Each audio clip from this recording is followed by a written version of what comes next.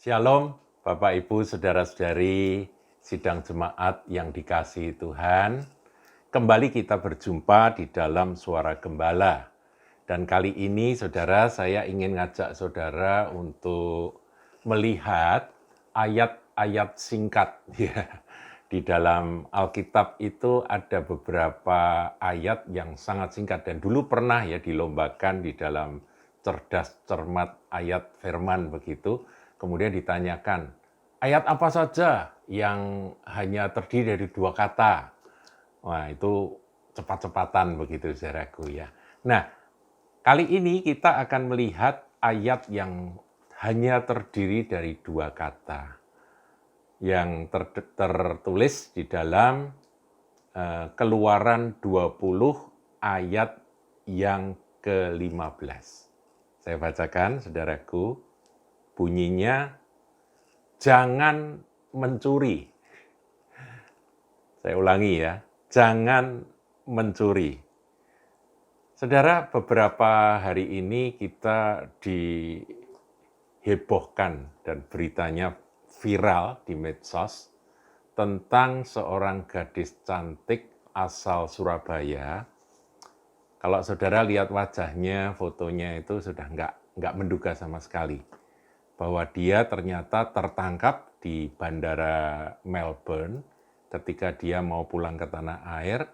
Dia ditangkap polisi, diperiksa, dan ternyata terbukti bahwa dialah yang mencuri akan barang-barang dari toko branded stuff. Jadi toko barang-barang branded, saudara. Dan yang ketangkap itu di bandara itu adalah tas Louis Vuitton. Dan ternyata peristiwa pencuriannya itu sudah cukup lama. Jadi dia mencuri itu pertengahan Mei, kemudian dia baru pulang beberapa waktu yang lalu ini. Jadi bulan Juni ini dia baru mau pulang ke Indonesia. Nah, saudaraku, ketika diperiksa, itu tas LV yang dia curi, katanya pada waktu mencurinya itu dia pakai trik mau masang sepatu, ngepas sepatu, kemudian ketika penjaga tokonya itu masuk mengambilkan akan sepatu yang ukuran dia sudah memasukkan 2 tas itu di tas besar yang dia bawa, kemudian dia langsung pergi. Demikian. Mungkin ketangkap CCTV barangkali ya, sehingga wajahnya kelihatan dan kemudian dia diincar. Dan beberapa waktu, cukup lama saudaraku, ketika dia mau meninggalkan Melbourne, meninggalkan Australia, dia ketangkap. Ya, ditangkap, ya tentunya memalukan dan sedih sekali ya, kenapa sampai terjadi seperti itu. Nilai dari barang yang dia curi itu, dari tas Louis Vuitton, 2 tas merek yang sangat terkenal itu, senilai 11.000 US dollar, saudaraku. Atau kalau di kurs rupiah itu sekitar 155 juta rupiah. Jadi itulah waktu dia tertangkap. Nah, kemudian dibawa, enggak jadi pulang ya, saudaraku, dibawa ke tempat tinggalnya.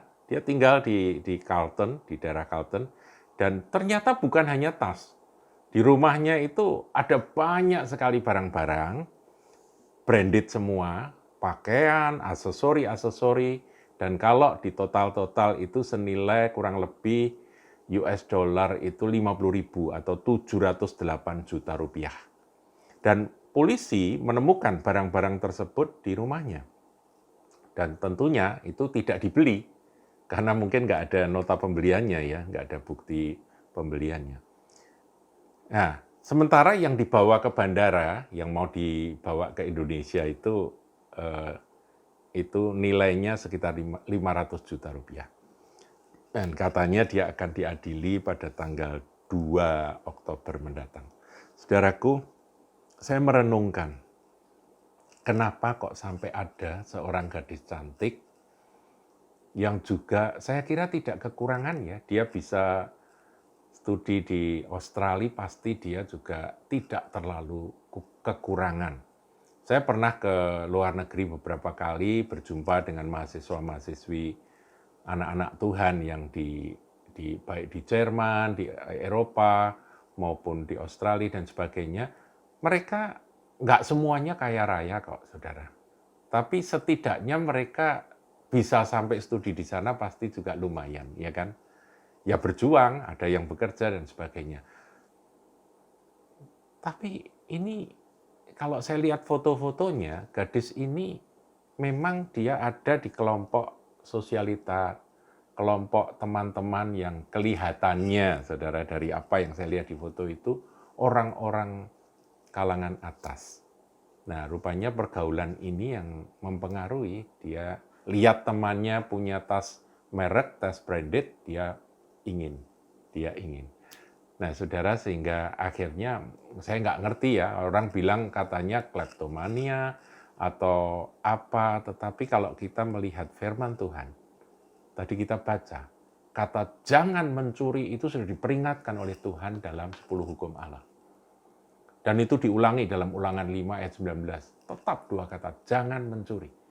Jadi kita ini sebagai anak-anak Tuhan yang firman dalam surat Ibrani katakan, kita ini harus membiarkan atau mengizinkan akan firman Tuhan itu, perkataan Tuhan itu tertulis di dalam akal budi dan juga dalam loh hati kita. Jadi hati kita itu harus dipenuhi dengan tulisan-tulisan firman Tuhan. Kalau ada kata jangan mencuri, ya itu ada di hatiku dan ada di pikiranku. Seharusnya demikian, saudara. Kalau sampai ada seorang yang mengaku dirinya Kristen tapi dia mencuri, itu perlu sekali dipertanyakan apakah dia benar-benar seorang anak Tuhan. Takut akan Tuhan itu yang membuat seorang anak Tuhan tidak sembarangan dia untuk mengambil yang bukan miliknya, yang bukan haknya. Saudara, saya membaca dalam kitab Wahyu. Di dalam kitab Wahyu, ternyata dosa pencurian, ya dosa mencuri itu tetap ada sampai akhir zaman, menjelang kedatangan Tuhan, itu tetap ada, saudara.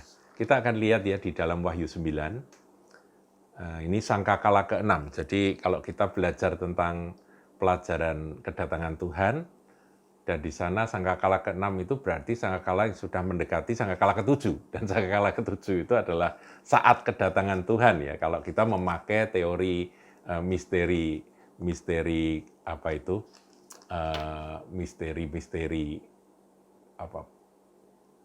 keputusan rahasia Allah atau keputusan misteri Allah yang tertulis di dalam Wahyu 10 ayat yang ke-7 itu tergenapi misteri-misteri itu. Kalau kita pakai teori itu, maka yang ke-6 ini yang terakhir, saudara, sebelum ke-7. Ke-7 itu adalah sangkakala yang membuat seluruh misteri itu berakhir atau selesai atau tergenapi.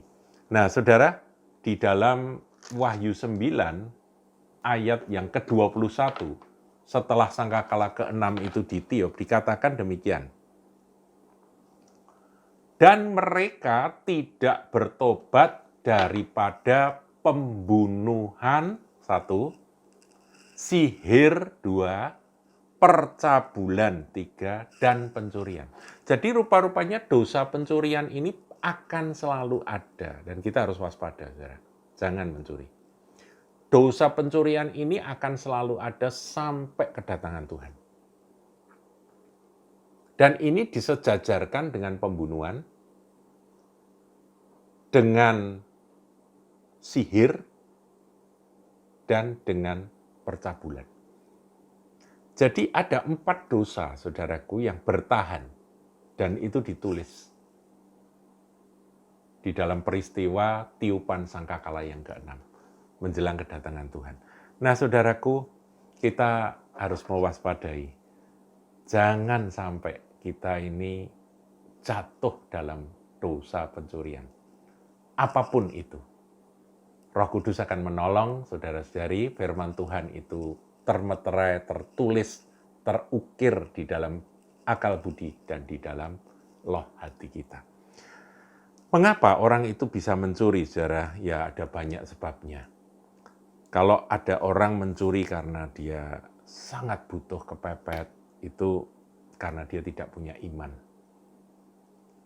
Dia nggak punya iman kepada Tuhan. Sebab Tuhan sekali-kali tidak akan membiarkan kita kekurangan.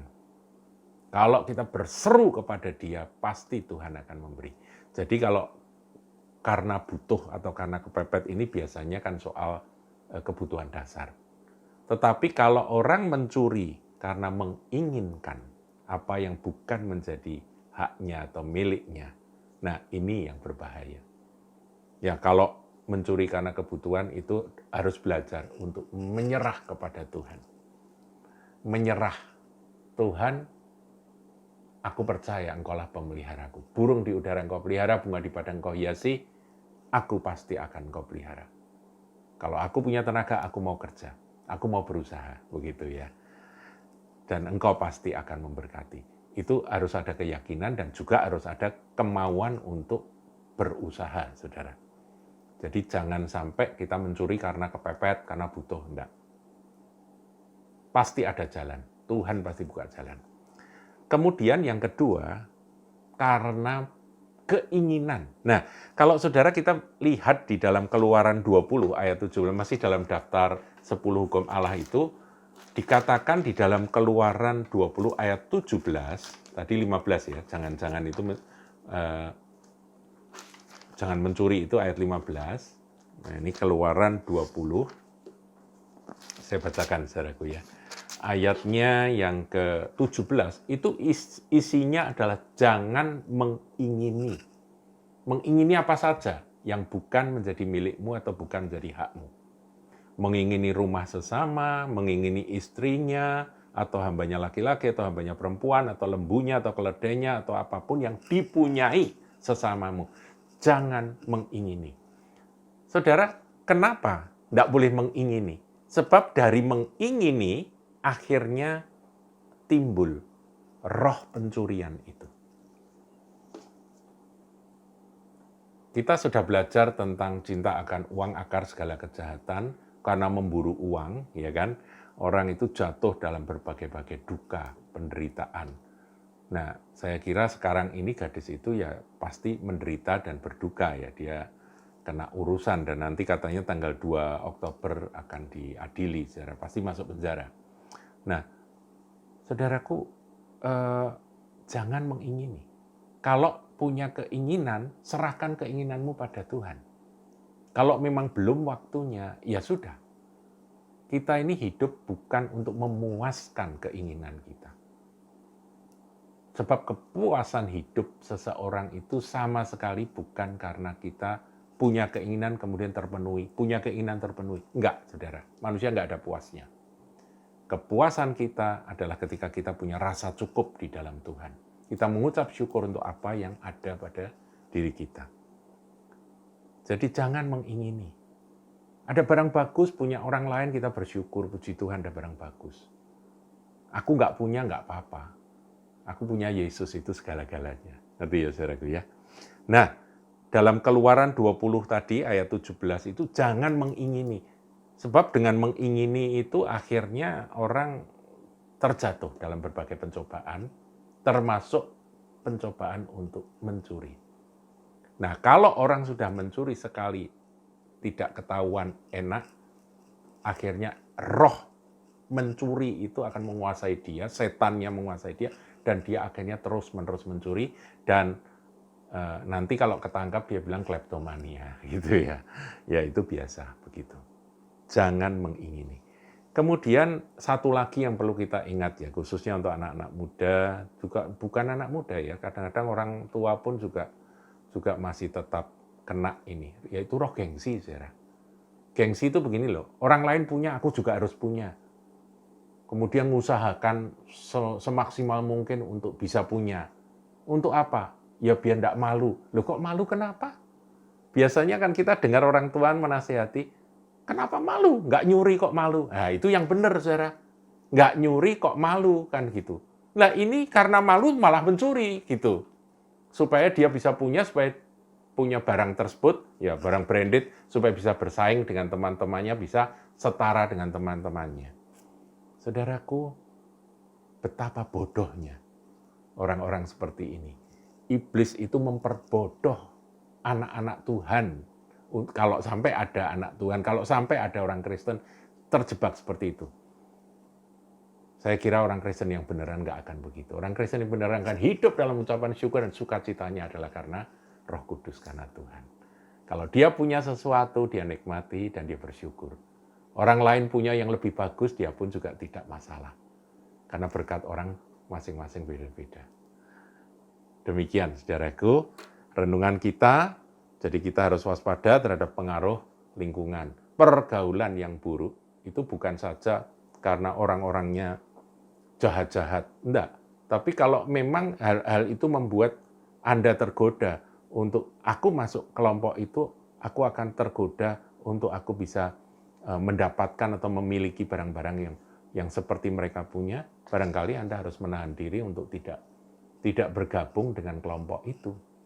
Kalau Anda belum kuat, ya kan? Kita harus mengukur diri. Pada waktunya, kalau Tuhan izinkan, kita pun juga bisa. Tapi kalau Tuhan tidak izinkan, it's no problem. Karena apa, saudaraku?